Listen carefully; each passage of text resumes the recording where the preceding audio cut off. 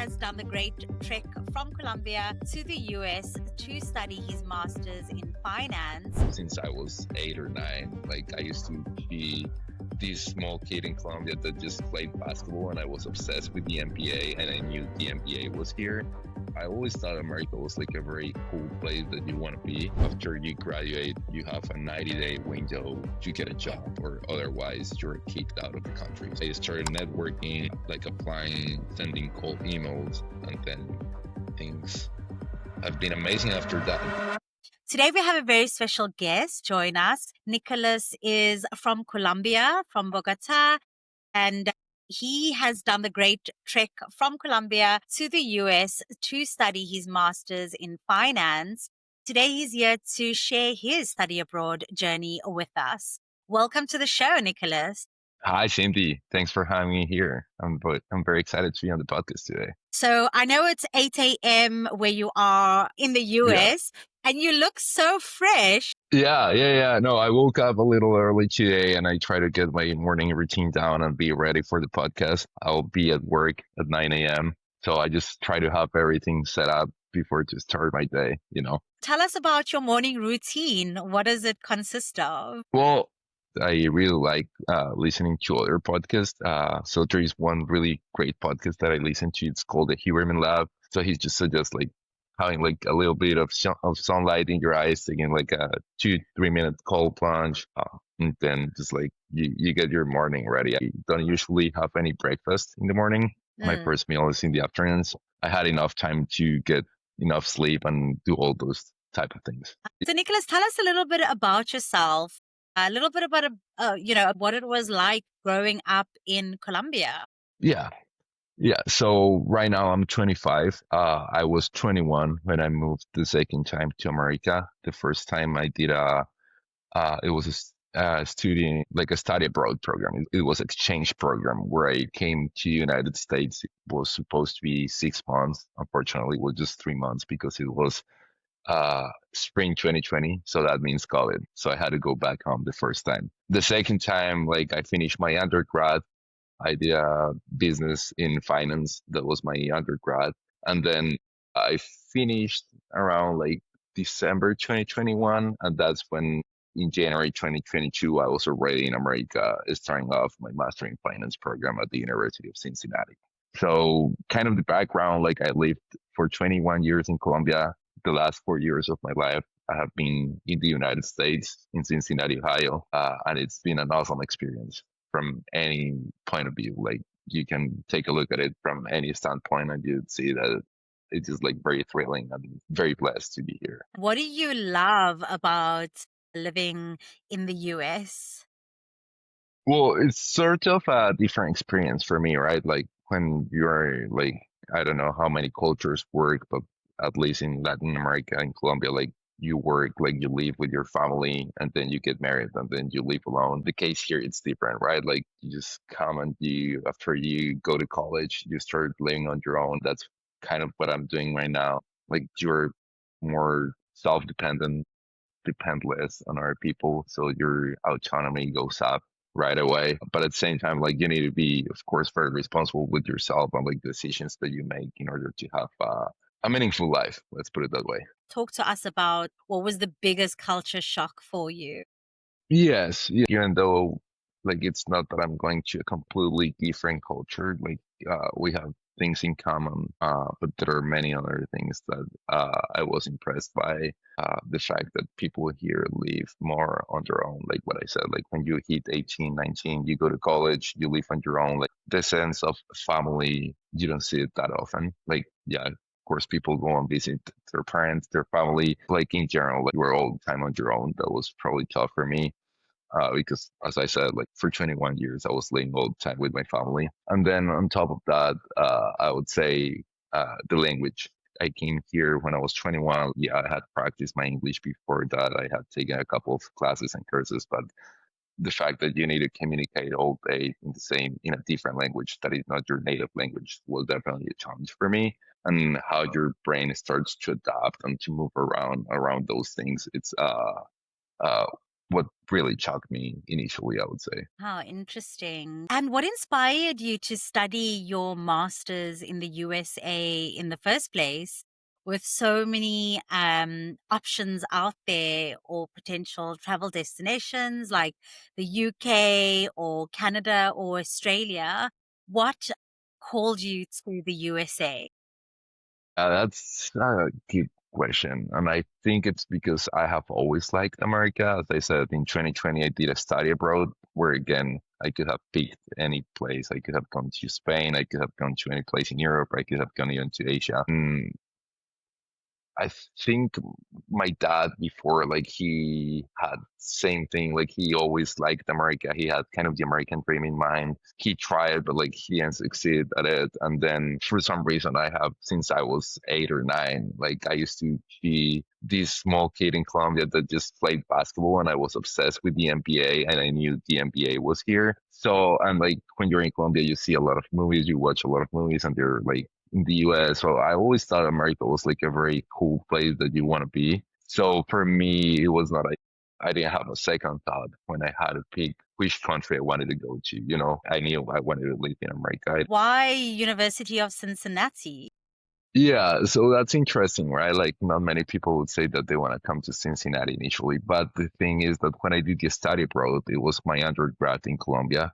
They helped me pick UC. So they swapped me out with a student from UC. So they went to my university in Colombia, and I came here to Cincinnati. So the first time was through my undergrad. The second time was when I applied to a master's in finance, and it was for the same reason that I had already been here. Like I knew what were the rates, the tuition, the fees. Like I already knew the people, I already knew the area, I knew what I liked, what I didn't like. So Yeah. it was an easier decision for me the second time.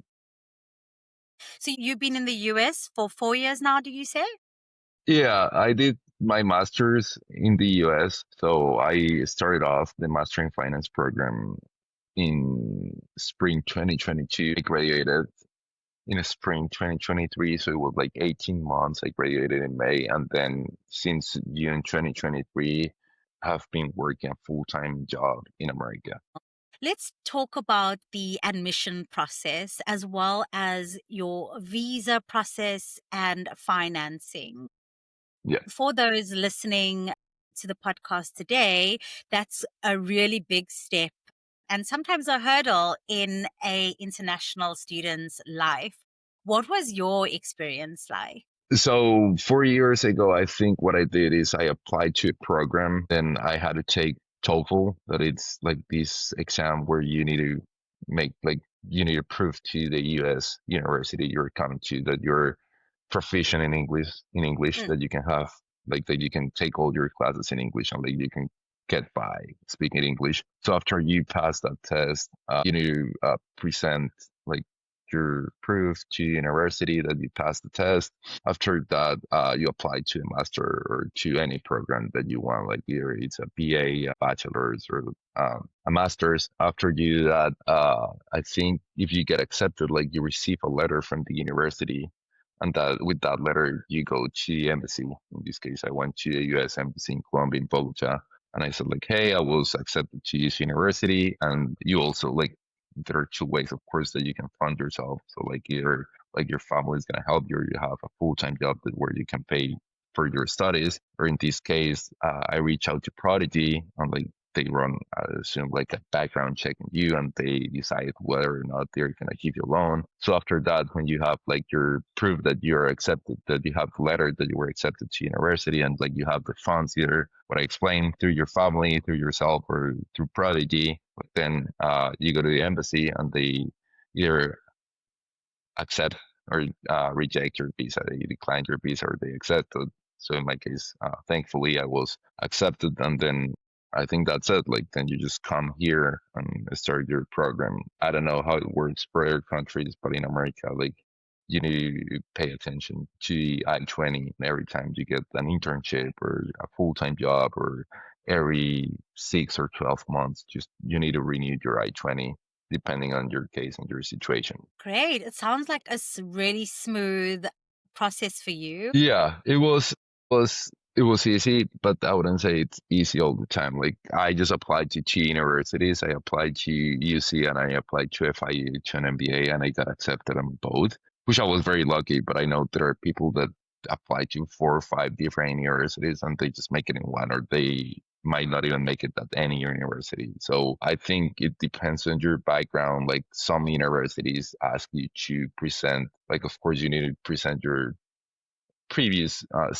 grades from your undergrad if you're applying to a master. I don't know how to apply for an undergrad. Sometimes they also might ask you to take a GMAT or a GRE test, which are like, I know they're very tough exams. So that's another filter that universities sometimes have. And it's like they just filter people by the score of what they get in those exams on those tests. So there are many different layers that you need to go over in order to get accepted. In my case, was straightforward, but for sure, for many international students, the case is different. It also depends on what you want to study, right? If you are in a STEM field, I think you need to take a GMAT, the GRE. I think I had a really good GPA when I did my undergrad. I don't remember how good was it, but it was high enough that they didn't request me to take any GMAT or GRE. They just simply waive it for me. Fantastic. So if you have a good GPA, then the GMAT or the GRE requirement is waived? In my case, at that point in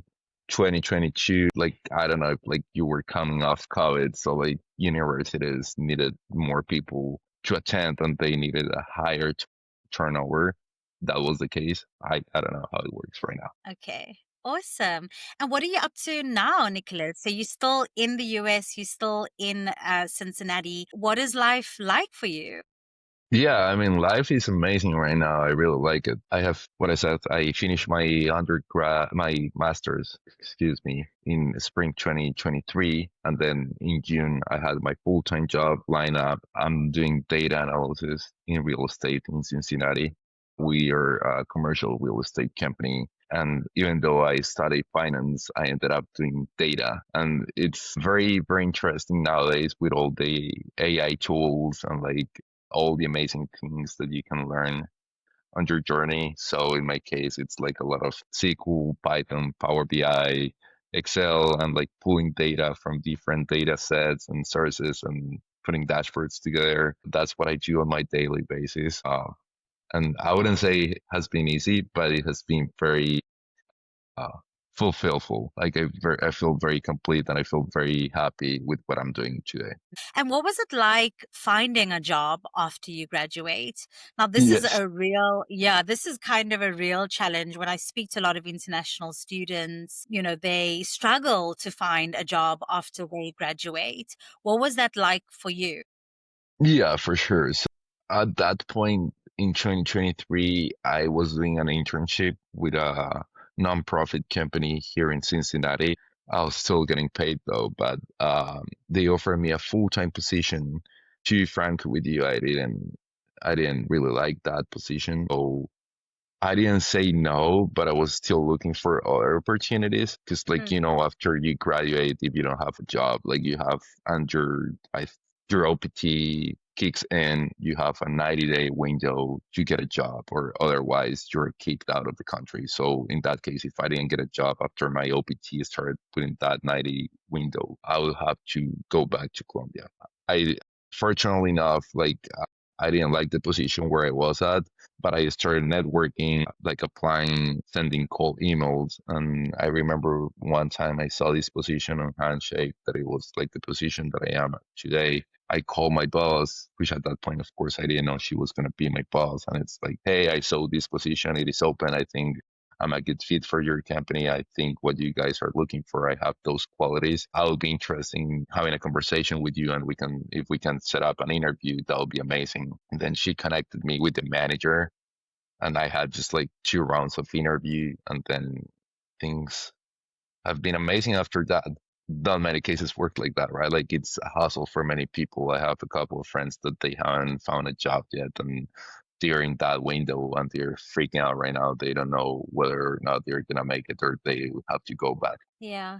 But I really like your proactive approach. I think that's, some really great advice in itself to people who are looking for work is sometimes just be proactive, have that cold call, that cold email, network. Yeah, I think that's very important, especially if you have been doing the same thing for 1, 2, 3 months and like you still get the same results, but it's like nothing is happening. Like you need to be more proactive and go out there and start talking to people. And it's like, hey, because otherwise, like your whole dream is gonna go downhill. Like you're gonna lose everything that you have done. Like, yeah, you came here, you study amazing, but like if you really want to stay, which is what I wanted and what I still want, it's like you need to make it happen. So like if the approach that you have under undertake before it doesn't work, well, let's try to figure out something else that it's gonna help me get to where I want to get, right? Yeah. Yeah. So, Nicholas, have you gone to see a live NBA game already?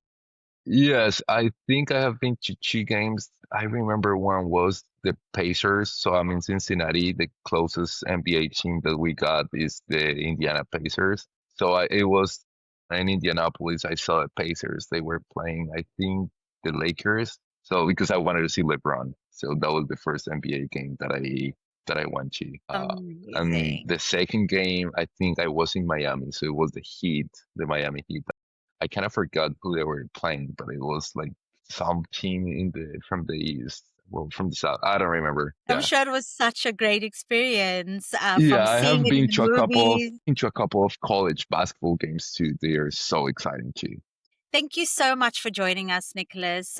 Just in closing, what advice do you have for someone listening to this podcast today, particularly from someone who may be from a Latin American country who is considering the USA as their study abroad destination?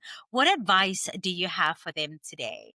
Yeah, I would say if you're thinking about America or debating between about America and any other country, I would still say that like America is the place to be. Like it's the American dream. Like you can have a very successful life here. So I would just focus on like improving your English, like try and make sure that you're the best at what you do. So like if you're gonna do a master in finance, in data, in business analytics, in communication, whatever it is, like that you take the time to pay attention to what you're doing, be very focused, very mindful. I know nowadays we have a lot of tools available out there, like the GPTs and like all the AI tools that are gonna make your life way easier, but it's still putting the time and the effort to learn it and give your best. And like I would say America is a really, really good place to start off your career and thrive. And you'd see that the pace at where you thrive here, it's very fast and